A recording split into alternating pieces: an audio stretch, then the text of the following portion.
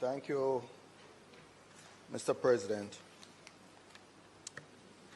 Mr. President, the bill we're debating today is about encouraging investment and incentives for investment.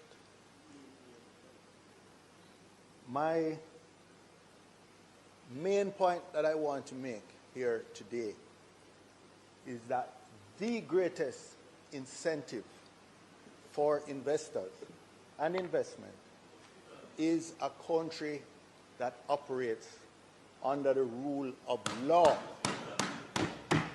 And in particular, a country where the highest law, the Constitution, is respected.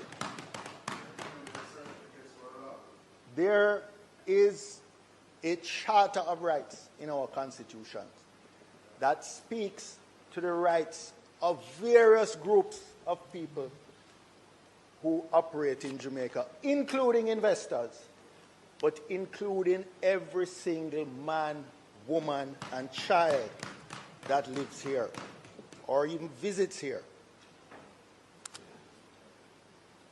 Much more important than this bill today is the judgment of the Constitutional Court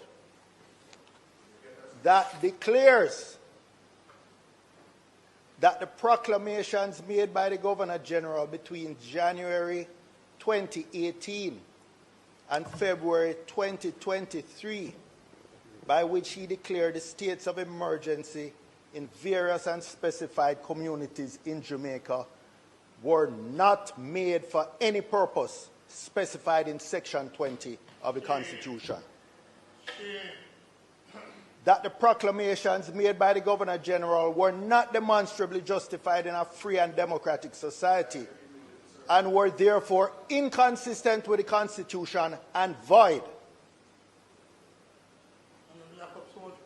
That the proclamations made by the Governor General on November 15th, December 6th, and December 28th, 2022, by which he declared states of emergency in various unspecified communities in Jamaica, constituted a breach of the doctrine of separation of powers. I want to start by commending all those who have had the courage to bring legal challenges to those unconstitutional measures brought by that government. I want to salute my colleague senators who were pilloried and abused in this chamber in the most vulgar and personal way by our colleagues on the other side. For doing what? For standing for the rights of the people and standing up for the Constitution of this country. You should all be ashamed here today. You should be ashamed here today. And if any of you have a little decency, so hold on, I need to find what the president did say.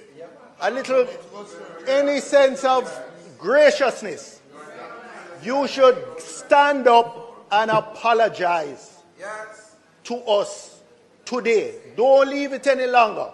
Today, Senator Hill, when you get up to close, you should apologize.